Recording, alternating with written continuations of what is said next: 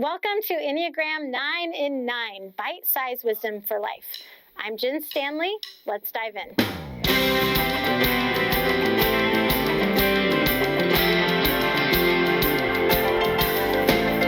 Hello, Enneagram 1. Today's episode is going to be the deepest, most fundamental pieces of an Enneagram 1. And remember that the Enneagram is not based on your behavior. So yeah, the Enneagram 1 is known as the reformer because an Enneagram 1 will look around and see the things in their environment that could be improved, could be fixed, could be perfected. Enneagram 1s used to have the title of perfectionist, but we've changed that now because we realize that it's not about perfection. It's more about improvement and about reforming things so that they can function at the highest level. And that's what's happening all the time within a 1. So I want to go over these fundamental core 4 pieces for the Enneagram 1 as a reminder, and as people are maybe listening today and kind of thinking about where do you fit within the Enneagram 9 numbers. So the first piece we look at is always going to be, what is the primary center of intelligence for each of the numbers? We as human beings have 3 primary centers of intelligence: our head, our thinking, the thinking part. We have our heart, which is the emotional center, and we have our gut, which is going to be the body center. The 1 stems from the center of intelligence known as the gut or the body center. And this means that they're going to be processing things through literal sensations within the body. They will experience sensations within the body, within their gut, they might feel it in their chest. They might feel angst or feel this desire to do. They want to do something all the time.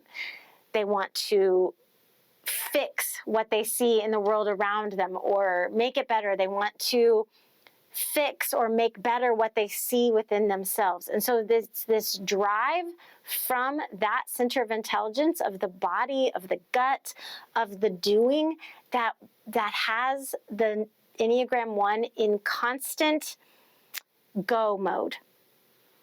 And we hit on this a little bit before, but the reason for that is that what the Enneagram 1 wants. So this is going to be the core motivation, which is just hugely important when you are working within your number.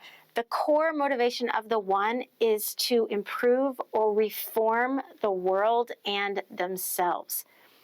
This is what gives them a sense of power and control. If they can keep making things better outside of themselves and within themselves, then they feel in control.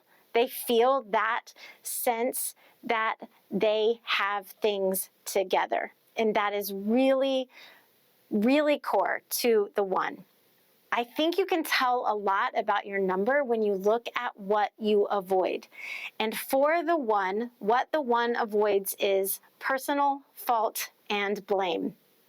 And this just means that they are trying to make everything so good and so faultless that the worst thing in the world to an Enneagram 1 is figuring out that they are to blame for something not going as well as it could have, that it's their fault, that maybe the vacation plans got mixed up, or that something didn't happen on time like it should.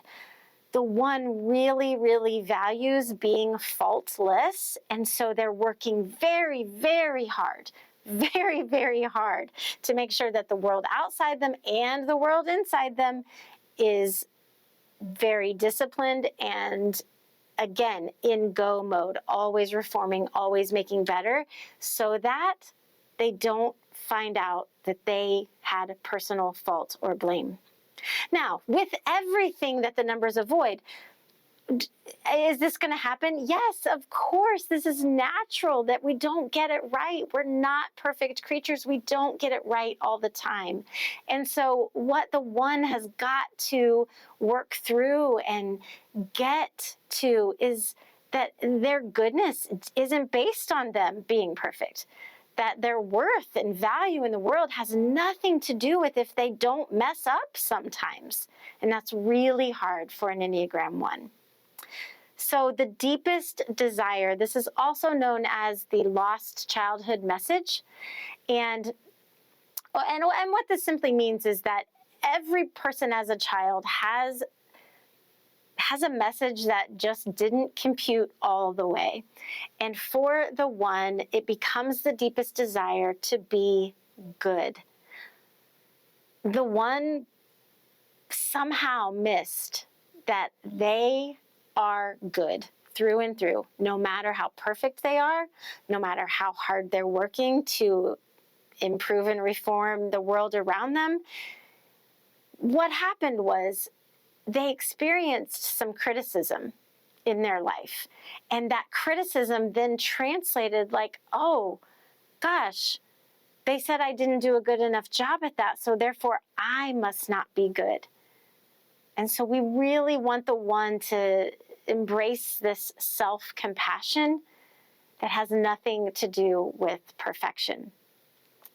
So those are the core 4 for the one, but here's a few extra little fun facts about the one to just help you if you're still listening and wondering if this is you. When a one feels completely secure, when a one is in their happiest place, they become incredibly spontaneous and fun and kind of throw caution to the wind. They look a lot more like an Enneagram 7. And so sometimes it can be confusing because, gosh, the Enneagram 1 that shows up to work and to life every day as a perfectionist and a reformer and an improver and constantly aware of criticism outside of themselves and the criticism in their head, they go on vacation and they're the life of the party. And so they're like, wait, what? What just happened? What just happened here?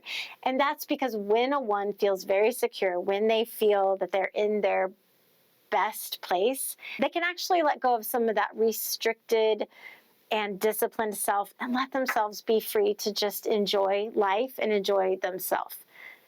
Now, when a one is very, very stressed out, they tend to look a little more like an Enneagram 4. And so they become more moody and more worried that nobody really understands them. No one gets how hard it is to be a one. They can become much, much more isolated and just simply feeling like nobody could possibly understand. So there's the moves that happen in stress and insecurity, and that may help you if you are looking at number 1 as your Enneagram number. Hey, if you are new to the Enneagram and you're wanting to learn a little bit more about its history, where it comes from, and an overview of all 9 numbers, I want you to go to the show notes and click Hello Enneagram, because I have a great course just for beginners going to take you through a little bit of history and an overview of all 9 numbers, and it is the perfect place to get started. It's just $9, don't worry. So go to the show notes and go to Hello Enneagram. If any of this is resonating with you and you want to talk about how you can go a little deeper into knowing who you are and navigating this world that you find yourself in, I would love to personally connect with you and talk with you. And so just jump on to my calendar and schedule a free call with me. I love nothing more than just meeting the people who are listening and who have interest in this work. So jump on my calendar, it's in the show notes, and schedule a free call with me.